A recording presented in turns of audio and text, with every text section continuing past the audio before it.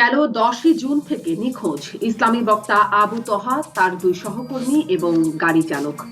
তহার সন্ধান চেয়ে সংবাদ সম্মেলন করেছেন তার স্ত্রী, চেয়েছেন প্রধানমন্ত্রীর হস্তক্ষেপ। বিষয়টি গুরুত্বের সঙ্গে দেখা হচ্ছে বলেছেন স্বরাষ্ট্রমন্ত্রী। তহার নিখোঁজ প্রসঙ্গটি আলোচিত হয়েছে সংসদে। আলোচনায় এসেছে নায়িকা পরিমণির ধর্ষণ এবং হত্যা চেষ্টার অভিযোগ এবং অভিযুক্ত নাসির উদ্দিন প্রসঙ্গে। সেই সূত্র ধরেই সংসদে উত্তাপ ছড়িয়েছে মদ, জুয়া, ক্লাব, ডিজে পার্টির সংস্কৃতির বিষয়ে আলোচনা সমালোচনা। সংসদের এসব আলোচনা সমস্যার সমাধান, অপরাধ দমন বা অপরাধের বিচারে কেমন ভূমিকা রাখে, এই আলোচনায় রাজধানী শারমিন চৌধুরী আছে আপনাদের সাথে। আমার সাথে অতিথি হিসেবে সংযুক্ত আছেন 3 জন মাননীয় সংসদ সদস্য। যুক্ত আছেন বাংলাদেশ আওয়ামী লীগের সংসদ সদস্য আহসানুল ইসলাম টিটু, আছেন বিএনপির যুগ্ম মহাসচিব হারুনুর রশিদ এমপি, জাতীয় পার্টির অতিরিক্ত মহাসচিব ব্যারিস্টার শামীম হায়দার পাটোয়ারি এমপি। স্বাগত জানাচ্ছি আপনাদের 3 জনকে আজকের রাজকাহনে। তহা থেকে পড়ি সংসদের আলোচনায় সমাধান হবে, এরকম একটা শিরোনাম রেখেছি। শুরুতেই আবু তহার নিখোঁজ প্রসঙ্গটি আনি। জনাব হারুনুর রশিদ এমপি, আপনারা সংসদে বিষয়টি নিয়ে আলোচনা করেছেন। আমরা দেখেছি তার স্ত্রী সংবাদ সম্মেলন করেছেন, তার সন্ধান দাবি করেছেন। তিনি বলছেন, তার স্ত্রী বলছেন যে তার কোনো রাজনৈতিক সম্পৃক্ততা নেই, তিনি একজন নিরীহ মানুষ। আপনারাও সংসদে এটি নিয়ে বেশ কথা বলেছেন। কি মনে হয় তার নিখোঁজের কারণ কি? কেন তিনি এই 7 দিনের উপর হয়ে গেল তিনি নিখোঁজ রয়েছেন? জি, ধন্যবাদ। আচ্ছা, আসলে আজকে দেশে তো ভিন্নমত দমনের একটা চরম ভয়াবহ রূপ চলছে, কোনো সন্দেহ নাই। এখানে ভিন্নমত প্রকাশের কোনো স্বাধীনতা নাই। বিশেষ করে যারা ইসলামিক স্কলার, তাদের উপরও আজকে চরম নিপীড়ন, নির্যাতন যাচ্ছে। বহু ইসলামিক বক্তা যারা ইসলামের কথা বলে, ধর্মের কথা বলছে, তারা অনেকেই এখন কিন্তু কারাগারে বন্দী এবং তারা আজকে রিমান্ডের আওতায় আসছে, তাদের চরিত্র হনন হচ্ছে। এই ধরনের ঘটনা ভয়াবহ আকারে বৃদ্ধি পেয়েছে, যার ফলশ্রুতিতে সাম্প্রতিক যে গত 8-10 দিন যাবৎ যে আবু তহা মোহাম্মদ আদনান যে নিখোঁজ, মাননীয় স্বরাষ্ট্রমন্ত্রী পরশুদিন দেখলাম উনি সাংবাদিকদের প্রশ্ন উত্তরে বললেন যে আজকে আমরা তার সন্ধান করছি। একটি রাষ্ট্রের, আপনার বাংলাদেশের মতো দেশে প্রকাশ্য দিনের বেলায় সে নিখোঁজ হয়ে যাচ্ছে, গাড়ি সহ, আরো 3 জন সহ। এটাকে সরকারকে বলতে আমি খুঁজছি, ব্যবস্থা নিচ্ছি, এটা কোনো কথা হলো? আজকে কেন সে নিখোঁজ হয়েছে? কারণ সে ইসলামিক যে সমস্ত বক্তব্যগুলো দিচ্ছেন, নিঃসন্দেহে এটা আজকে যারা ইসলামের চর্চা করে বা কোরআন হাদিস সম্পর্কে জানতে চায়, বুঝতে চায়, তাদের কাছে এটা ফেসবুকে খুবই পপুলার, খুবই জনপ্রিয়। আমি ব্যক্তিগতভাবে তার ফেসবুকে কোনো এর আগে কখনো দেখিনি, কিন্তু সে আর আটক হওয়ার পর তার অনেকগুলো স্পিচ আজকে আপনার ফেসবুকে বিভিন্ন সামাজিক যোগাযোগ মধ্যে ছড়িয়ে পড়েছে। এবং যে কথাগুলো সে বলেছে, কাউকে কিন্তু কটাক্ষ করে বলেনি। বাংলাদেশের বর্তমান যে চিত্র, বাংলাদেশের যে বর্তমান সামাজিক অবস্থা, এটি আজকে উনি ওনার বক্তব্যের মধ্যে বলেছে যে কিয়ামতের আলামত, এই সমস্ত জিনিসগুলো বৃদ্ধি পাবে এবং এগুলো একটা পর্যায়ে এভাবে আসবে। এই কথাগুলো উনি বলেছে। এখন কাকে এটা, কার গায়ে লেগেছে আর কেন তাকে আটক করেছে, সরকারই বলতে হবে। যে কারণে পার্লামেন্টে আপনার এটা নিয়ে আমরা তীব্রভাবে দাবি জানিয়েছি যে অবশ্যই এই আদনানকে অবশ্যই ফিরিয়ে দিতে হবে, না হলে এটা রাষ্ট্র ব্যর্থ রাষ্ট্র হিসেবে পরিণত হবে। রাষ্ট্র যদি এই দায় দায়িত্ব নিতে না পারে, স্বরাষ্ট্রমন্ত্রী বলার পরে, পার্লামেন্ট আমরা বলার পরও তাকে আমরা খুঁজছি, এই অচিরে যদি তাকে তার যদি কোনো অপরাধ থাকে, সে অপরাধের আপনার অভিযোগ দায়ের করে তার মামলা দেওয়া হোক, বিচার হোক। কিন্তু মানুষকে আপনি নিখোঁজ করে দিবেন, মানুষের সন্ধান দিতে পারবে না রাষ্ট্র, তাহলে এই রাষ্ট্র আপনার জন্য তো আমরা দেশের মুক্তিযোদ্ধারা দেশ স্বাধীনের জন্য যুদ্ধ করেনি, এটা আপনাকে বুঝতে হবে। আজকে সত্যিকার অর্থে বাংলাদেশে ভিন্নমত প্রকাশের কোন রকমের স্পেস নাই। আমরা পার্লামেন্টে 2-1 জন হয়তো একটু কথা বলছি, কিন্তু আজকে যারা বৃহত্তম বিরোধী দল, তাদেরও বাইরে। আজকে দেখেন, আজকে একটা নিউজে দেখলাম আপনার এখানে, অন্য টেলিভিশন চ্যানেলও দেখলাম, ময়মনসিংহে ছাত্র দলের একটা সমাবেশ ছিল, সেইখানে আজকে কি ভয়ানক ভাবে পুলিশ সেখানে আক্রমণ চালিয়েছে। তো আইন করে দিলেই তো পারে যে বাংলাদেশ আওয়ামী লীগ ছাড়া আর কোন রাজনৈতিক দল থাকবে না। কিন্তু জনাব হারুনুর রশিদ এমপি, আপনি বলছেন তারা তাদের কোনো মতামত কারণে প্রকাশ করতে ভিন্ন পারবে মত। আমরা তো এর আগে অনেক আগে থেকেই দেখছি সংবিধান, গণতন্ত্র, এগুলোকে কটাক্ষ করা হচ্ছে, নারী নেতৃত্বের বিরুদ্ধে কথা বলা হচ্ছে। সেটা তো অনেকদিন ধরেই আমরা ওয়াজের মাধ্যমে বিভিন্ন জায়গায় চলে আসছে। কিন্তু এখন কি এমন ভিন্ন মত তিনি পোষণ করলেন, কি এমন করলেন যার কারণে আপনি মনে করছেন যে তাকে এরকম নিখোঁজের শিকার হতে হবে? এটা তো আমি বলতে পারবো না, এটা সরকার বলতে পারবে, যেহেতু সরকার এই ব্যাপারে অনুসন্ধান চালাচ্ছে। বলছে সে কি ভিন্ন মত পোষণ করেছে, কি সে আপনার কথা বলেছে, সেগুলা সরকারকে জিজ্ঞাসা করতে হবে। এখানে সরকার দলীয় সদস্য আছে, উনি বলুক যে উনি কি ওনার আপত্তিজনক কথাবার্তা আপনি এটুকু বলছেন ভিন্ন মত প্রকাশের জন্য, কিন্তু কি মত সেটি সরকার দলীয় এমপি বলবেন। আমি নিশ্চয়ই যাবো জনাব আহসানুল ইসলাম টিটু আপনার কাছ থেকে ওই প্রসঙ্গে। শামীম হায়দার পাটোয়ারি, সংসদে আপনি ওই প্রসঙ্গে যখন আলোচনা এসেছে, আপনি বলেছেন গুম সর্বোচ্চ পর্যায়ে মানবাধিকার লঙ্ঘন, সর্বোচ্চ গুরুত্ব দেবার কথা, আপনি খুবই গুরুত্ব দিয়ে দেখা উচিত এমনটি বলেছেন। আপনি কি মনে করছেন যেখানে আসলে তহা গুমের শিকার হয়েছেন এবং সেখানে তার সন্ধান পেতে স্বরাষ্ট্রমন্ত্রী যে বক্তব্য দিয়েছেন যথেষ্ট গুরুত্ব দিয়ে দেখা হচ্ছে কিনা, জনাব শামীম পাটোয়ারি? জি, ধন্যবাদ। আমার মনে হয় হয়তো বা সাম্প্রতিক সময়ে গুরুত্ব পাচ্ছে, কিন্তু একটু দেরিতে পেয়েছে, আমার ব্যক্তিগত অভিমত। কারণ এটা নিয়ে আমরা সবাই এটার জন্য দায়ী। কারণ হচ্ছে পরিমনির বিষয়টা যেভাবে মিডিয়াতে ফোকাস হয়েছে, তুলনামূলক আদনানের বিষয়টি ফোকাস হয়নি। এটা আমাদের একটা ব্যর্থতা, সব মিলিয়ে, শুধু মিডিয়া বলবো না। সংসদে আরুন ভাই দুজনের কথাই বলেছেন এবং তারপরে দুটোর ব্যাপারই একটা সমাধানের দিকে যাচ্ছে। আমি গুম হয়েছে এটাও বলতে পারবো না, আমি সে মানে গোপনে আছে সেটাও বলতে পারবো না। কিন্তু আমি এটা বলবো, রাষ্ট্র এখনো তার সন্ধান বের করতে পারেনি। রাষ্ট্র এখনো তার আত্মগোপন অথবা গুম অথবা কি হয়েছে এটা বলতে পারছে না। তার স্ত্রীর ভিডিওগুলো দেখেছি, দেখে আমাদের অত্যন্ত খারাপ লাগছে এবং যে কারো ক্ষেত্রে এটা হতে পারে। এবং কেন এমন হচ্ছে, কেন এই বিষয়টা অনেক দেরিতে গুরুত্ব পাচ্ছে। আমাদের পুলিশ অত্যন্ত দক্ষ, আমরা দেখেছি আমাদের ইন্টেলিজেন্স এসব বিষয়ে অত্যন্ত দক্ষ। তারা যদি চায়, আমার মনে হয় অবশ্যই তারা বের করতে পারবে। কেন বের করেনি বা এত দেরি হচ্ছে, এটা স্বরাষ্ট্রমন্ত্রীকে সংসদে জবাব দিতে হবে অথবা ওনার সাংবাদিকদের সামনে জবাব দিতে হবে। মিডিয়ার দায়িত্ব এই বিষয়টাকে জীবিত রাখা, অ্যালাইভ রাখা, সকাল বিকাল দুপুর চাপ প্রয়োগ করা। সরকারের উপর যদি চাপ প্রয়োগ করা না হয়, তাহলে এই সর্বোচ্চ মানবাধিকার ভায়োলেশনের ঘটনাটি সরকার হয়তোবা একসময় অবহেলায় সরিয়ে যাবে, হারিয়ে যাবে বা চলে যাবে। আমরা চাই না এই ধরনের ঘটনা চলে যাক, আমরা চাই এটা উদ্ঘাটন হোক। আমি কাউকেই দোষারোপ করবো না, আমরা সেই পজিশনে এখনো নাই। কিন্তু উদ্ঘাটন না হওয়ার দোষটা সরকারকেই নিতে হবে, যেহেতু স্বরাষ্ট্রমন্ত্রী সরকারের, পুলিশ সরকারের, র্যাব সরকারের, ইন্টেলিজেন্স সরকারের, মোবাইল ট্র্যাকিং এখন সবকিছু করতে পারে। কতজনের কত গোপন কথা ফাঁস হয়ে যাচ্ছে, কত গোপন বিষয় ফাঁস করছেন। তাহলে এনাকে উদ্ধার করতে বা এনার কি হয়েছে হোয়াট অ্যাবাউটটা বের করতে দেরি হচ্ছে কেন? এই দেরি হওয়ার দায়িত্ব সরকারকে নিতে হবে এবং এই দেরি হওয়ার সমাধানও সরকারকেই করতে হবে। তবে আমাদের দায়িত্ব হচ্ছে ব্যাপারটাকে অ্যালাইভ রাখা, প্রেশার ক্রিয়েট করা। সেই ক্ষেত্রে আমি বলবো, একটা মেজরিটিয়ান গভর্নমেন্ট কিন্তু সবসময় টাইরানির দিকে থাকে, তার সাথে যুক্ত হয় প্লায়েন্ট জুডিশিয়ারি আর সাবসার্ভিয়েন্ট মিডিয়া, তখন এটা অ্যাবসলিউট টাইরানির দিকে যায়। তো সেখানে মিডিয়ার একটা বিশাল ভূমিকা আছে এই বিষয়ে মানবাধিকার নিশ্চিত করা। পরিমনিরও মানবাধিকার আছে, তার অভিযুক্ত নাসিরেরও মানবাধিকার আছে, আদনানেরও মানবাধিকার আছে। আপনি মানবাধিকার কখনো পিক অ্যান্ড চুজ বেসিসে করতে পারবেন না। মানবাধিকার সার্বজনীন এবং সার্বজনীন ভাবেই এটা রক্ষা করার চেষ্টা করতে হবে, এটা আমাদের সকলের দায়িত্ব। শামীম পাটোয়ারি, ব্যারিস্টার শামীম পাটোয়ারি, আপনি বলছিলেন যে গুম হয়েছেন কিনা আপনি বলতে পারবেন না, সরকারকেই খুঁজে বের করতে হবে। কিন্তু জনাব হারুনুর রশিদ এমপি যেটি বলছেন যে ভিন্ন মত পোষণের কারণেই তাকে মানে তার নিখোঁজ হওয়ার পিছনে কারণ, কিন্তু ভিন্ন মতটা কি এটা বলা যাচ্ছে না, এটা সরকারই খুঁজে বের করতে হবে। ভিন্ন মত প্রকাশের কারণে এই অবস্থা হয়েছে, এরকমটি বলবার মতো অবস্থায় কি আছেন কিনা, মানে এরকম বলার সুযোগ আছে কিনা? দেখুন, ওই যেটা বললাম, আমাদের কাছে কোনো তথ্য নেই এই বিষয়ে। এখন পর্যন্ত আইন মন্ত্রণালয়, স্বরাষ্ট্র মন্ত্রণালয় বা পুলিশের তরফ থেকে কোনো ব্রিফিং হয়নি। ব্রিফিং এ যদি তারা বলতো, আমরা জেনেছি লাস্ট টাইম পর্যন্ত উনি ঢাকায়, ওনার মোবাইল ট্র্যাকিং পাওয়া গেছে। এরপরে কি হলো? প্রাইমা ফেসি অনেকেই বলতে পারে গুম, আমরাও গুম শব্দটা আমিও সংসদে ব্যবহার করেছি। এখন সরকারকে ক্লিয়ার করতে হবে যেটা গুম না, এটা কি হয়েছে এটা সরকারকে বলতে হবে। সরকার যদি বলতে না পারে, বলতে দেরি করে, তাহলে তো অবশ্যই আমরা এটাকে গুম হিসাবেই বলবো। জি, অনেক ধন্যবাদ ব্যারিস্টার শামীম হায়দার পাটোয়ারি। জনাব আহসানুল ইসলাম টিটু এমপি, আপনার কাছ থেকে এটি জানতে চাই, রাষ্ট্রের জবাবদিহিতার জায়গাটা কোথায়, কতটা গুরুত্ব দিয়ে আসলে দেখছে 7 দিনের উপরে জলজ্যান্ত 4টা মানুষ নিখোঁজ? ধন্যবাদ আপনাকে। আমার দুই সহ আলোচক, দুজন সংসদ সদস্য, সংসদেও আলোচনা হয়েছে। যে কোনো মানে গুম, হত্যা বা যে কোনো জিনিসই খুব নিন্দাজনক, আমিও খুব নিন্দা জানাই। কিন্তু জিনিসটা এখনো কিন্তু তদন্ত সাপেক্ষে, পুলিশ প্রশাসন দেখছেন। এটা উদ্ঘাটন না করা পর্যন্ত স্পেকুলেট করে কোনো কথা বলা আমি মনে করি না যে সমীচীন। মানে আত্মগোপন হতে পারে, মানে সে অ্যাভেলেবেল না থাকতে পারে, মানে এটা অনেক কিছু হতে পারে। সো এটা এই মুহূর্তে আসলে বলাটা খুব কঠিন যে উনি নিজে আত্মগোপনে আছেন না উনাকে কেউ নিয়ে গেছে বা উনি কোথায় চলে গেছেন, এই জিনিসটা যেহেতু আমি জানি না, আর আমার এত মানে উনার মতের ব্যাপারেও আমার কোনো খুব বেশি নলেজ নাই, আমি স্পেকুলেটও করতে চাই না উনি কে তাও আমি জানি না, উনি কোন দলে বিশ্বাসী বা কোন ইতে বিশ্বাসী এটাও আমি জানি না। সো এই বিষয়ে খুব বেশি আলোকপাত করা এই মুহূর্তে আমার পক্ষে সম্ভব না। বাট আমি আমার দুই সহ আলোচক সংসদ সদস্যের সাথে একমত।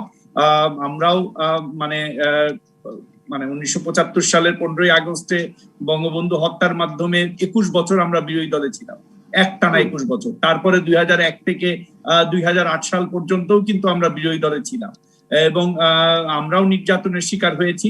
যে কোনো নির্যাতন, যে কোনো জুলুম, এই জিনিসগুলার আমরা মানে যথেষ্ট মানে অভিজ্ঞতা আমাদের আছে। তো আমরা কখনোই চাই না যে কেউ জুলুমের শিকার হোক, বিশেষ করে রাষ্ট্রীয় কোনো জুলুমের শিকার হোক, এটা আমিও চাই না। এবং যার কথা বলা হচ্ছে উনি যেই হোক, উনি জানি কি ওনার পরিবারের কাছে ফিরে আসবে এই প্রত্যাশায় আমি করি, অথবা পুলিশ প্রশাসন তাকে খুঁজে বের করবে সে যদি কোথাও থেকে থাকে। জি নিশ্চয়ই, সেটি তো আমরা আশাই করি। তার যখন সংবাদ সম্মেলন করছেন তার স্ত্রী, তিনি বলছেন এটি কোনো প্রাইভেট সংঘের কাজ নয়, এই ঘটনায় আইন শৃঙ্খলা বাহিনী দ্রুত ব্যবস্থা নিলেই এটা উদ্ধার করা সম্ভব। তিনি এটাও বলছেন যে অপরাধ থাকলে বিচার করা হোক। মানে ইঙ্গিতটা আসলে কোন দিকে যাচ্ছে? আপনার কি মনে হয় যে মানে তার পরিবার এবং সংবাদ সম্মেলনে তার যে আইনজীবী নিয়োগ করা হচ্ছে তারা সরকারের প্রতি ইঙ্গিতটা করছেন তার নিখোঁজের কারণ হিসেবে?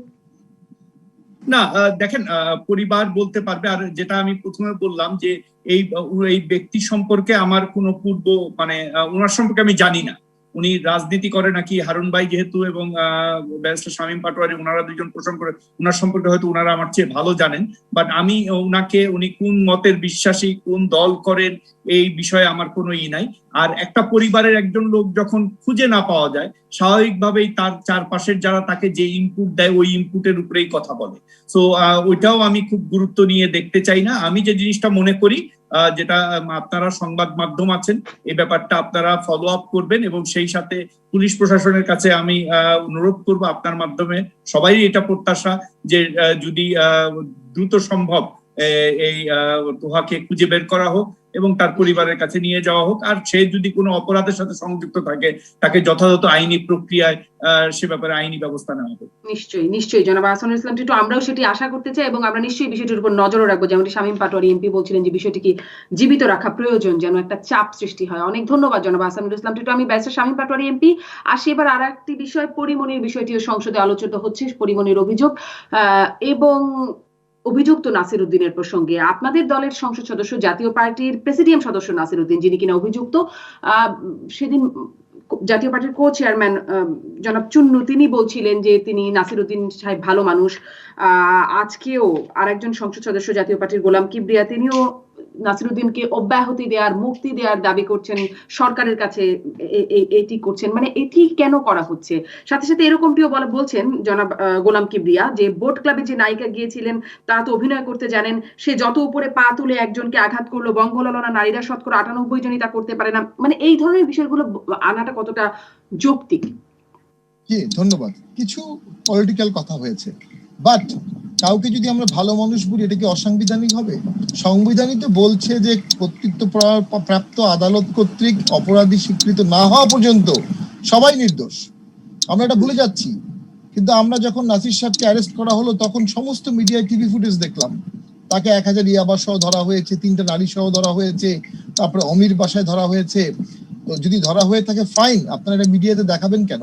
আপনি তো মিডিয়া ট্রায়াল করে ফেলছেন। You are making someone convicted before trial. তার পরিবারের সামনে তাকে দোষী বানিয়ে ফেলছেন, জনগণের সামনে দোষী ফেরিয়ে ফেলছেন। সমস্ত জায়গায় পুলিশ জেনে শুনে এই কাজটা করেছে। এটা হাইকোর্টের স্পষ্ট নিষেধাজ্ঞা আছে।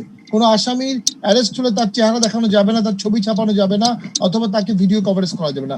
এটার ভায়োলেশন হয়ে গেল। দেন কাম টু পরিমণি ইস্যু। কিন্তু আমি একটু তাহলে জিজ্ঞাসা করি জনাব শামীম পাটোয়ারি, এরকম যখন আমরা দেখলাম শাহেদ পাপিয়া, গোল্ডেন মনির, হাজী সেলিম পুত্র, সেলিম প্রধান সহ আরো অনেক অনেক ক্ষেত্র বলতে থাকলে অনেক সময় যাবে, তখন তো আপনারা এই কথাগুলো বললেন না যে কেন চেহারা দেখানো হলো, কেন অবৈধ মদ বা এই ধরনের বিষয়গুলো মিডিয়াতে বলা হলো? তখনও দু এক জায়গায় আমরা বলেছি, হয়তো সংসদে বলা হয়নি। হ্যাঁ এটা সত্য, আমাদের দলের প্রেসিডিয়াম বলে আমরা ব্যাপারটাকে বেশি গুরুত্বের সাথে দেখছি, এটা আমি অস্বীকার করবো না যে হ্যাঁ আমরা এখানে হয়তো ওনার পক্ষে বলছি, সব ক্ষেত্রে তো আমরা বলতে পারিনি। দেন আগেন আপনি আসেন, পরিমণির সাথে যদি অন্যায় করা হয়, আমি ফ্র্যাঙ্কলি বলছি, কোনো বিষয়ে কোনো মেয়ে যদি নো বলে দ্যাট মিনস নো, যেটা একটা হিন্দি সিনেমায় বলা হয়েছে যে নো একটা শব্দ না, নো একটা বাক্য অবশ্যই। এবং সেক্ষেত্রে পরিমণি থানায় গিয়েছে, বলেছে, তার মামলা নেয়নি। তারপরে পরিমণি পরের দিন ওয়েট করেছে, মামলা নেয়নি। এরপরে পরিমণির কি করার উচিত ছিল? পরিমণি একজন আইনজীবী দিয়ে কোর্টে মামলা করতে পারতো অনায়াসে। পরিমণি সেটা না করে তিনি আইজিবির খোঁজ করলেন এবং মাননীয় প্রধানমন্ত্রীকে মা বানিয়ে তার কাছে উনি চিঠি লিখলেন, তার কাছে ফেসবুকে স্ট্যাটাস দিলেন। এর মাঝখানের স্টেজগুলো কেন গেলেন না? এর মাঝখানে অনায়াসে অনেকগুলো স্টেজ ছিল যেটা উনি জাননি। যাই হোক, আমরা এটা তদন্ত সাপেক্ষ ব্যাপার। আমরা স্পষ্টভাবে বলতে চাই, আমরা নাসির সাহেবের মানবাধিকার যেন রক্ষা হয়, ওনাকে যেন অন্যায়ভাবে জেলে না রাখা হয়। এবং ফ্রাঙ্কলি বলি, এটা আমি আইনজীবী হিসাবে বলবো, যখন একজনের বিরুদ্ধে এত বড় সেন্সেশন ক্রিয়েট হয়েছে, তার বিরুদ্ধে মামলা হচ্ছে, তখন তিনি 1000 ইয়াবা নিয়ে ঘুরবেন, এটা বিশ্বাসযোগ্য কথা না, আপাত দৃষ্টিতে বলছি। এখানেই আমরা মনে হয় কখনো কখনো আমরা এক্সেসিভ রিয়াক্ট করে ফেলি কোনো কোনো বিষয়ে। যাই হোক, আমার মনে হয় ওখানে সিসিটিভি ফুটেজ আছে, ওখানে আরো ওয়েটাররা ছিল, আরো অনেকেই ছিল, ইন্ডিপেন্ডেন্ট উইটনেস অথবা গোয়েন্দা সংস্থা একটা নিরপেক্ষ তদন্ত করতে পারবে। একটা নিরপেক্ষ তদন্ত করে যদি নাসির সাহেব দোষী হন তাহলে তার সাজা হবে, যদি দোষী না হন তাহলে তাকে যেন এক্সেসিভ সাজা না দেওয়া হয়, তাকে যেন অ্যাডভান্স সাজা না দেওয়া হয়, তাকে যেন বেশি দিন বেইল না দিয়ে। আপনি যেহেতু আইনজীবী, একদম ছোট্ট করে একটু যদি বলেন যে যদি তিনি দোষী না হন, যদি অভিযোগটি মিথ্যা হয়, তাহলে কি অভিযোগকারীরও শাস্তি হওয়ার সুযোগ আছে কিনা? আমাদের নারী শিশু নির্যাতন আইনে বলা আছে, যদি কোনো কেউ মিথ্যা অভিযোগ করে তাহলে 17 ধারা অনুযায়ী তার বিরুদ্ধে মামলা হতে পারে। এবং আপনাকে আমি একটা জিনিস বলছি, মামলাটা কিন্তু রেপের না, মামলাটা হচ্ছে attempt to rape. Rape and attempt to রেপের মধ্যে যোজন ব্যবধান আছে, কারণ রেপের একটা সায়েন্টিফিক বেসিস থাকে, রেপের একটা সায়েন্টিফিক এলিমেন্ট থাকে, রেপের একটা মেডিকেল এভিডেন্স থাকে। অ্যাটেম্পট টু রেপের কোনো মেডিকেল এভিডেন্স থাকে না, আনলেস যদি আপনি এভিডেন্স দেখাতে পারেন যে আপনার কোনো জায়গায় টর্চার হয়েছে বা কোনো। বাট এই যে এটা প্রমাণ করা বেশ কঠিন। এভিডেন্স নিশ্চয়ই আসবে। শামীম পাটোয়ারী, আপনাকে ধন্যবাদ। এটা নিয়ে নিশ্চয়ই আমরা আইনি প্রক্রিয়াটা নিয়ে পরবর্তীতে দেখব। জনাব আহসানুল ইসলাম টিটু, এই যে বিষয়টি শামীম পাটোয়ারী বললেন যে তাকে ইয়াবা সহ গ্রেফতার করা হলো যখন তার বিরুদ্ধে এমন অভিযোগ, আমরা তো খুব দেখি যে যখনই কোনো একটা অভিযোগ আসুক, যে কথাগুলো বলছিলাম, সেটি হাজী সেলিম পুত্র হোক, গোল্ডেন মনির হোক, সেলিম প্রধান হোক, এরকম জারি বা নাসিরউদ্দিন আহমেদ হোক, যাদেরই প্রসঙ্গ যখনই অভিযান চালানো হচ্ছে, বিদেশি মদ এবং ইয়াবা ইত্যাদি গ্রেফতার হচ্ছে। আসলে রহস্যটা কি? আসলে কোনো রহস্য নাই এখানে, আমি তো রহস্য দেখি না। দেখেন, এই বিষয়টা নিয়ে দুইটা ব্যাপার আছে, একটা হলো আইনি ব্যাপার, একটা হলো নীতি নৈতিকতার ব্যাপার। যদি নীতি নৈতিকতার ব্যাপার থেকে আমি কথা বলি, তাহলে আমার বেসিক্যালি হয়তো কথাটা খুব কন্ট্রোভার্সিয়াল হবে, তবু আমি বলতে বাধ্য হচ্ছি। আমার রুচিতে বাধে এই ধরনের বিষয় নিয়ে রাত 12টার পরে কোনো বাংলাদেশের মতো একটা অধিকাংশ মুসলমান দেশে রাত 12টার উপরে কোনো ঘটনা ঘটবে, একটা ক্লাব যেখানে কোভিড এর কারণে আমাদের লকডাউন চলতেছে, সেইখানে রাত 12টার পরে একটা ক্লাব খোলা থাকবে, সেইখানে আবার একজন যাবে, এই পুরো ঘটনাটাই নীতি নৈতিকতার দিক থেকে আমি আলোচনা করার মতো যোগ্য সাবজেক্ট মনে করি না। এটা হলো এক। আইনগত দিক থেকে একজন বাংলাদেশের নাগরিক হিসাবে সবারই আইনের সহায়তা নেওয়ার অধিকার আছে। যদি সে ব্যক্তিগতভাবে লাঞ্ছিত হয়ে থাকে, পুলিশ তদন্ত করে এটার ব্যবস্থা নেওয়া হবে। বাট আমি মনে করি যে এটা টু মাচ সেন্সেশন করা হয়েছে। ব্যারিস্টার শামীম পাটোয়ারী পরিষ্কার করে বললেন যে এটা রেপও না, অ্যাটেম্পট টু রেপ।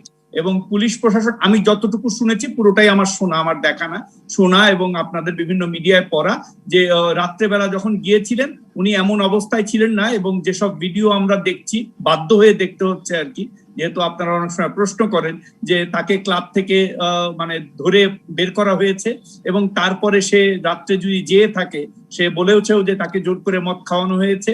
তো উনি মদ খেয়েছেন কিনা, মদ খাওয়ানো হয়েছে নাকি, এই বিষয়ে আমি আলোচনায় যেতে চাই না।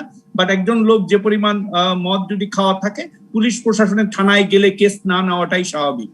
যে প্রক্রিয়াটা ছিল স্বাভাবিক, সেটা ব্যারিস্টার শামীম পাটোয়ারী বলেছেন যে সে আবার পুলিশে যেতে পারতো, তা না হলে কোর্টে যেয়ে মামলা করতে পারতো। এবং ব্যক্তিগতভাবে বিশ্বাস করি যে যে কোনো মানুষের আছেন একজন জাতীয় পার্টির একজন প্রেসিডিয়ামের সদস্য, আমার 2 জন সংসদ সদস্য তার পক্ষে বলেছেন। বেনিফিট অফ ডাউট আমি মনে করি যে তাকেই দিতে হবে, যেহেতু সেও তার পক্ষে লোক কথা বলছে, সেও যেন ন্যায় বিচার পায়, এটা যেন মিডিয়া ট্রায়াল না হয়ে যায়, এটা যেন কোনো পক্ষ বিপক্ষ না দেখা হয়, আসল ঘটনাটাকে উদ্ঘাটন করে আইনের দিক থেকে বিচার নেওয়া হয়, এটা জানি অতি উৎসাহী কোনো লোক বা অতি উৎসাহ থেকে কোনো জোর করে একটা মামলা তৈরি করার চেষ্টা না করে, সেটাই আমার পক্ষ থেকে আহ্বান থাকে। নিশ্চয়ই মিডিয়া ট্রায়াল বা সংসদে কোনো বিষয়ে কোনো ভালো মানুষ হিসেবে তাকে কোনো সেই জায়গাটিও যেন, সেটিও নিশ্চয়ই একটা দেখার বিষয়। আর স্বাভাবিক বিষয় কিনা পুলিশ মামলা নেবে না, স্বাভাবিক বিষয় কোনো খোঁজ নেবে না, একজন নাগরিক এরকম অপ্রকৃতস্থ অবস্থায় রাতের বেলা থানায় গেল, এটি আসলে কতটা স্বাভাবিক, সেটি নিয়েও আমরা আলোচনা করছি। আমরা বিরতির পরে ফিরছি, জনাব হারুনুর রশিদ এমপির মন্তব্য এই বিষয়ে নেব, ফিরছি রাজকাহনে। ফিরে এলাম জিপিএইচ ইস্পাত নিবেদিত রাজকাহনে। জনাব হারুনুর রশিদ এমপি সংসদে এই পরিমণির বিষয়টি আপনি আলোচনায় এনেছেন। আপনি বলেছেন প্রখ্যাত একজন শিল্পী, তিনি তার ধর্ষণ এবং হত্যা চেষ্টার বিচার দাবি করেছেন স্বাভাবিকভাবে, কিন্তু আপনার দলের মহাসচিব বলছেন হু ইজ পরিমণি? খালেদা জিয়ার মুক্তি এবং স্বাস্থ্য মন্ত্রণালয়ের দুর্নীতি থেকে মানুষের দৃষ্টি সরাতেই এই বিষয়টি সরকার সামনে আনছে, সরকার নতুন নতুন জিনিস সামনে হাজির করছে। মানে এরকম বক্তব্য কেন আসছে জনাব হারুনুর রশিদ এমপি? আসলে জাতীয় আমাদের গুরুত্বপূর্ণ অনেক বিষয় আছে, তো যেগুলো আপনার যেভাবে মিডিয়াতে বা যে ধরনের আলোচনা আসা দরকার, টকশোতে আলোচনা আসা, সেগুলোর পরিবর্তে এটা নিয়ে গত 2 দিন থেকে বেশ আপনার সামাজিক যোগাযোগ মাধ্যম, আপনার ইলেকট্রনিক্স মিডিয়া, প্রিন্ট মিডিয়া ব্যাপক আলোচনা হচ্ছে। বিষয়টা হচ্ছে যে আমি এই বিষয়টা সংসদ উত্থাপন করেছিলাম। বিষয়টা প্রত্যেকটা মানুষের নিরাপত্তা নিশ্চিত করা দায়িত্ব রাষ্ট্রের দায়িত্ব, ঠিক আছে? এখন একজন নারী নিগৃহীত হয়েছে, নির্যাতিত হয়েছে, সে যখন এই বিষয়টা দেখতে এসছে এবং একটা ক্লাবে, এখন ক্লাবগুলোতে আপনার রাত্রি 12টা 1টা 2টা পর্যন্ত খোলা থাকে, সেখানে কারা যায়? সবাই কিন্তু যায় না, সেই ধরনের লোকেরাই যায়, সেই ধরনের ব্যক্তিরাই যায়। এখন সেখানে একটা বিচ্ছিন্ন ঘটনা ঘটেছে, সেইটা হ্যান্ডেল থানা প্রশাসন সঠিকভাবে করতে পারে না, আমি যেটা মনে করি। সে যখন মদ্যপ অবস্থায় হোক বা সুস্থ অবস্থায় হোক, যেভাবেই আসুক না কেন, সে যখন থানায় আসলো, তার অভিযোগটা সে গ্রহণ করতে পারতো, বা তাকে সান্ত্বনা দিয়ে বলতে পারতো যে আপনি এখন বাসায় যান, আপনি সকালবেলা 10টার সময় 12টার সময় এসেন, আপনার আমরা। এখন আপনি 4 দিন ধরে সে অভিযোগ করতে যে অভিযোগই নিচ্ছেন না, এটা তো জবাব দিতে আসা উচিত যারা ওখানে আইন প্রয়োগকারী সংস্থার দায়িত্বে রয়েছে, যে কেন তার অভিযোগটা তোমরা নিলে না। অভিযোগ মানেই তো আপনার মামলা না। অভিযোগ নেওয়ার পর ইনভেস্টিগেশন তারা করবে, যে হ্যাঁ ইনভেস্টিগেশনের সত্যতা কি, ঘটনা ঘটেছিল, ওখানে কি কি হয়েছে, সেই জিনিসটা জানার পর তখন আপনার সেখানে যাবে। কিন্তু আসলে একজন প্রতিকার পাওয়ার অধিকার তো আমার আপনার সবারই আছে। এখন প্রতিকার যদি না পায়, তখন তো সে এক্সট্রিম পর্যায়ে যা করার সেটা করবেই। ঘটনাটা এভাবে বিস্ফোরিত হয়েছে। আমি মনে করি যে বিষয়টা যেহেতু এখন আদালতে না আইনি প্রক্রিয়া গড়িয়েছে, একটা মামলা হয়েছে, ইনভেস্টিগেশন হচ্ছে, আমরা অপেক্ষা করি তার যারা এটার সাথে। আর আপনি একটা জিনিস লক্ষ্য করেন, দেখেন এখানে অভিযোগটা কি। পরিমণির অভিযোগটা ছিল যে সে ওখানে নিগৃহীত হয়েছে বা নির্যাতনের শিকার হয়েছে। এখন সেই জায়গা থেকে তার ডাইমেনশনটা কোথায় যাচ্ছে, যে আপনার নাসির, তারপর অমি, এদের আপনার বিভিন্ন বাড়িতে মদ, ইয়াবা, বিভিন্ন অবৈধ সব মাদক, ওই অমির বাসায় বিভিন্ন অবৈধ কাগজপত্র সব পাওয়া যাচ্ছে। তাহলে আইন প্রয়োগের সংস্থা তিনি করছিল কি? এই এই এই জিনিসগুলো তো আপনার এক জায়গা থেকে আপনি দৃষ্টিভঙ্গি, আজকে ভুবনেশ্বর আলমগীর তেমনি বলছে না যে আপনি একটা জায়গার ঘটনাকে আরেক জায়গায় আপনি দৃষ্টিভঙ্গি নিয়ে যাচ্ছেন।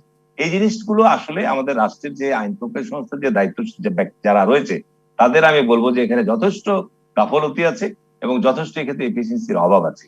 এখানে যদি তারা গাফিলতি এবং এফিসিয়েন্সির অভাবের কথা আপনি বলছেন, কিন্তু আবার সেখানে যে সরকার নতুন কিছু হাজির করছে, মানে মানুষের দৃষ্টি সরাতেই খালেদা জিয়ার মুক্তি, স্বাস্থ্য মন্ত্রণালয়, এটি কতটা যৌক্তিক?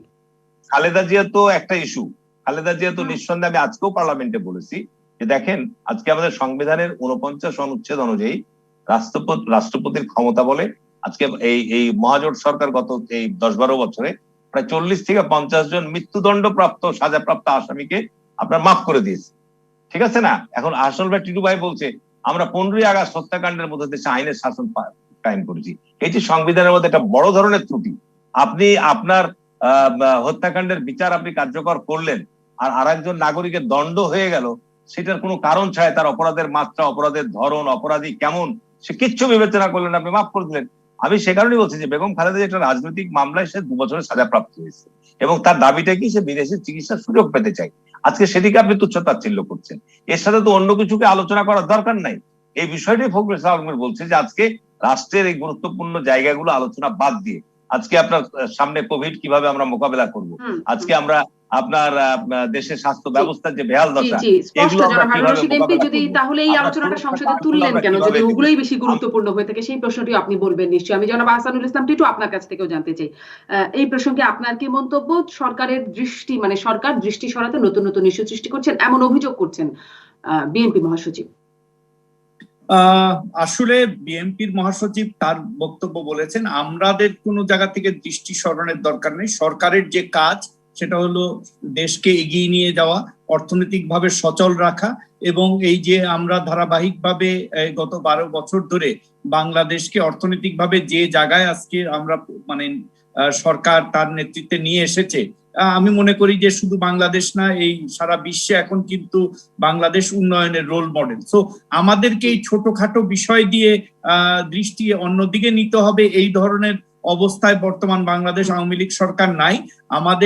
আমাদের যে মানে এবার যে বাজেট দেওয়া হলো এবং গত কয়েক বছর ধরে যে মেগা প্রকল্পগুলি পদ্মা সেতু, ঢাকা মহানগরীতে আমাদের মানে কি উড়াল সেতু হচ্ছে, ইলেকট্রনিক ট্রেন আসতেছে, সেই সাথে মানে এই কোভিড এর মধ্যেও আমরা প্রায় 5% উপরে প্রবৃদ্ধি ধরে রাখতে পেরেছি। এই জিনিসগুলাতেই আমরা ফোকাস করছি এবং সেই সাথে আপনি জানেন যে কোভিড এর কারণে আমাদের এখন পর্যন্ত আমরা মানে নিয়ন্ত্রিত অবস্থায় দেশ চলছে। সো এই জিনিসগুলাতেই আমাদের ফোকাস থাকা উচিত এবং এইগুলা জিনিস নিয়ে আমরা ফোকাস করছি। এটা মহাসচিব বিএনপির উনার মতো করে বলেছে। আমি মনে করি না যে মিডিয়া বা জনগণ মনে করে যে বাংলাদেশ আওয়ামী লীগ সরকার কোনো দিকে দৃষ্টি নেওয়ার জন্য এইসব মানে খুবই চাটুকার, মানে খুব মানে কি বলবো, যে খুব স্মল কোনো ইস্যু নিয়ে এমন কিছু করবে যেটা জনগণের দৃষ্টি আর একদিকে যাবে। স্পষ্ট জনাব আহসানুল ইসলাম টিটু, আপনি বলছেন নিয়ন্ত্রিত অবস্থায় কোভিড এর মধ্যে দেশ চলছে, আপনি আবার আগের অংশে বলছিলেন যে এর মধ্যে আবার ক্লাবগুলো চলছে অনিয়ন্ত্রিত ভাবে, সেগুলো ঠিকই চলে যাচ্ছে। আমি একটু জনাব শামীম পাটোয়ারি এমপি আপনার কাছ থেকে আসি, যে ক্লাব বিষয় ও ক্লাব সংস্কৃতি, মদ, জুয়া, ডিজে পার্টি ইত্যাদি নিয়েও সংসদে আলোচনা হয়েছে এবং আপনাদের দলের সংসদ সদস্য কথা বলেছেন এই বিষয়ে। তিনি বলছেন যে, মুজিবুল হক চুনু বলছেন যে প্রধানমন্ত্রীকে আহ্বান জানাচ্ছেন স্বরাষ্ট্রমন্ত্রীকে নির্দেশ দেওয়া হোক এইসব বন্ধের, মদ, জুয়া, ডিজে পার্টি সব বন্ধের। এটি কি আসলে বন্ধ করার নির্দেশ দিয়ে বন্ধ করা যাবে জনাব শামীম পাটোয়ারি এমপি? কারণ যুক্তরাষ্ট্রের সেই 18তম সংশোধনীর মাধ্যমে আমরা দেখেছিলাম মদ নিষিদ্ধ করা হয়েছে, পরে আরো সেই অপরাধ বেড়ে গেছে, পুরোপুরি অপরাধ চক্রের হাতে চলে গেছে, রাজস্ব পাওয়া বন্ধ হয়ে গেছে, 13 বছর পরে যুক্তরাষ্ট্র সরকার বাধ্য হয়েছে এটাকে আবার বৈধতা দিতে। এভাবে কি মানে নিষেধাজ্ঞা জারি করে নিষিদ্ধ করা যাবে শামীম পাটোয়ারি এমপি? জি না, আমাদের ইকোনমি মদ বিক্রির উপর নির্ভর না, তো আমাদের আমেরিকার মতো ড্রাস্টিক কনসিকুয়েন্স হবে না, বাট নিয়ন্ত্রণ করতে হবে। মূল সমস্যাটা হচ্ছে নব্য ধ্বনি। গত 13 বছর আওয়ামী লীগ ক্ষমতা থাকার কারণে দেখা গেছে কোনো জায়গায় ওয়ার্ড সভাপতি, কোনো জায়গায় নব্য আওয়ামী লীগ, কোনো জায়গায় অনুপ্রবেশকারী আওয়ামী লীগরা হঠাৎ করে অনেক অর্থে বৃত্তের তারা মালিক হয়ে গেছেন। সাথে সরকারি কর্মকর্তা কর্মচারী, ল এজেন্সির কর্মকর্তা সবাই একটা বিশাল সম্পদের মালিক হয়ে গেছে। 5 কোটি, 50 কোটি, 100 কোটি, 150 কোটি। আপনি দেখবেন অসংখ্য রিয়েল এস্টেট ব্যবসায় সেখানে পার্টনার হচ্ছে সরকারি লোকজন। অসংখ্য ঠিকাদারি প্রতিষ্ঠানে সরকারি কর্মচারীদের আত্মীয় স্বজনরা সেখানে পার্টনার হচ্ছে অথবা মালিক হিসেবে আছে। এটার মাধ্যমে দুর্নীতির একটা বিশাল জাল চড়িয়ে গেছে এবং অ্যাফ্লুয়েন্স বা লিকুইডিটিটা মানুষের হাতে চলে আসছে। তারা এখন স্বাভাবিকভাবেই এই অন্যায় দিকগুলোতে যাচ্ছে। মদ, জুয়া, ক্যাসিনো আপনি বন্ধ করলে এরা সিঙ্গাপুরে গিয়েও খেলতে পারবে, সেই পরিমাণ ক্যাপাসিটি তাদের আছে, মালয়েশিয়া চলে যাবে। সো ওইটা প্রবলেম না। মূল প্রবলেমটা আমি মনে করি আমাদের আর্টিকেল 55 সাব আর্টিকেল 4, যে cabinet including the prime minister must be collectively responsible to the parliament. এই 6-7টা অক্ষরের মধ্যেই 800 বছরের ইতিহাস আছে। এই 6-7টা অক্ষরের মধ্যেই টোটাল সমস্যার সমাধান আছে, যদি সরকার চায়, যদি সংসদ চায়, যদি সরকারি দল চায়। কারণ আমরা যদি এমপিরা কোশ্চেন করি, দায়বদ্ধ থাকি, দায়বদ্ধ প্রশ্ন করি, এবং সরকারি দলের সদস্যরাও যারা বেসরকারি সদস্য তাদেরকে যদি কোশ্চেন করার অধিকার দেওয়া হয়, তাদেরকে motion of no confidence, constitutional amendment এরকম বড় বড় বিষয়গুলো ছাড়া নেগেটিভ ভোট দেওয়ার ক্ষমতা দেওয়া হয়, তাহলে মন্ত্রণালয় ভালো চলবে, মন্ত্রীরা দায়বদ্ধ হবে। যখন মন্ত্রীরা দায়বদ্ধ হবে তখন মন্ত্রীরা আমলাতন্ত্রের ওপর নিয়ন্ত্রণ স্থাপন করবে। কারণ আপনারা ভুল করলে আমাকে সংসদে জবাব দিতে হচ্ছে, আপনাদের ভুল করা যাবে না, আমি জবাব দিচ্ছি, আমার কথা মতো আপনাকে চলতে হবে আইন অনুযায়ী।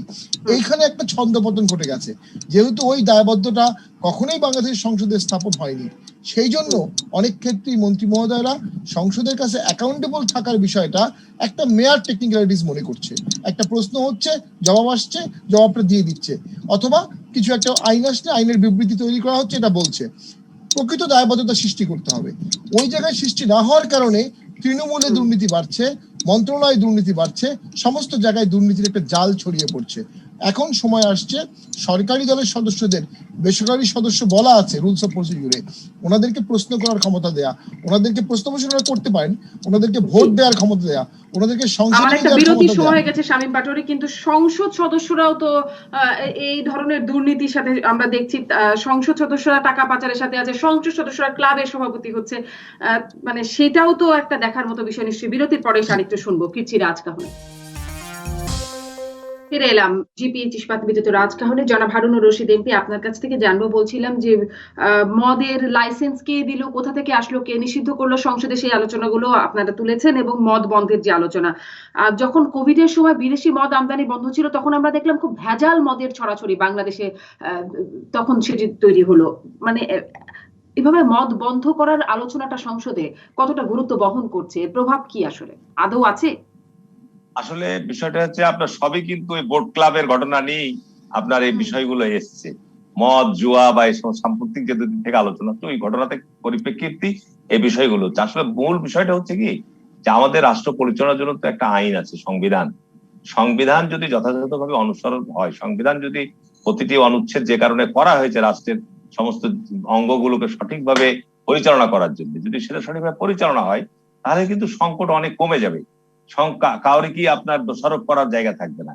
এখন বিএনপি 40 বছর আগে আইন করে গেছে, আর এখন 40 বছর পর আপনার সেটাকে নিয়ে আপনি ক্রিটিসাইজ করবেন, সেটা তো হলো না। আজকে তো প্রতি 2 বছর 3 বছর পর পরে আইনের সংশোধনী আসছে। আজকে আমি একটা আইন করলাম, আবার যদি আমি আগামী বছর মনে করি যে আইনটির মধ্যে কিছু সংশোধন আনার দরকার, আমি সংশোধন করব। বিষয়টা হচ্ছে যে আজকে আপনার বিভিন্ন হোটেলগুলোতে মদ্যপান হচ্ছে বা মদ্যপানের দরকার আছে, আপনি আইনের কাঠামোর মধ্যে নিয়ে আসেন। আজকে অনেক উন্নত বিশ্বে, মালয়েশিয়া তো যান, আপনি দুবাইতে যান, সেখানে কিন্তু হোটেলের মধ্যে সমস্ত সিস্টেম আছে। তো সেই আইনটা আপনি নিয়ে আসেন যে ওইখানের মধ্যে এই কাজগুলো করতে পারে, এর বাইরে কোনো কিছু করতে পারবে না। এখন আমাদের আইন যেটুকু আছে সেটার প্রয়োগ নাই, এবং না থাকার কারণে হচ্ছে কি, যারা আইন প্রয়োগকারী সংস্থা বা যেটা ইমপ্লিমেন্ট যারা করার দায়িত্ব, তারা এখানে আপনার একটা মানে অন্য ধরনের সুযোগ নিচ্ছে। এই অন্য দিকে সুযোগ নেওয়ার কারণে দেশে কিন্তু এই অপরাধ প্রবণতা ভয়াবহ আকারে বাড়ছে। এটার জন্য আপনার কাউকে দোষারোপ না করে, যে আইনগুলো আমাদের আছে, সরকার যদি সে আইনগুলো সঠিকভাবে প্রয়োগের জন্য যারা যে দায়িত্বশীল, তাদেরকে যদি সেটা জবাবদিহিতার মধ্যে নিয়ে আসে, যে না, আমি তোমার এই থানায়, তোমার এলাকায় এই সমস্ত অপরাধ প্রবণতা হলে দায়িত্ব তোমার, তুমি থাকতে পারবে না। আপনি বলেন কয়টা এই গত 10-12 বছরে আপনার কজন এসপি, কজন থানার কর্মকর্তা বা কজন আইন প্রয়োগকারী সংস্থার অফিসাররাকে এই অনিয়ম দুর্ঘটনাগুলোর জন্য তাদেরকে সরানো হয়েছে? খুবই কম, হাতে গোনা। অর্থাৎ এখানে আমরা আলোচনা করছি, আজকে কোনো কিছু আসলে পার্লামেন্টে আমরা আলোচনা, পার্লামেন্ট তো আলোচনারই জায়গা, পার্লামেন্টই তো আলোচনা হবে, বিরোধী দল সরকারি দল সেখানে আলোচনা করবে, এটি নিয়ম। এটার মধ্য দিয়েই তো আপনার সরকারকে আপনার সতর্ক করে দেওয়া বা বিরোধী দলের জায়গা থেকে প্রস্তাব দেওয়া যে কাজগুলো আপনারা করেন।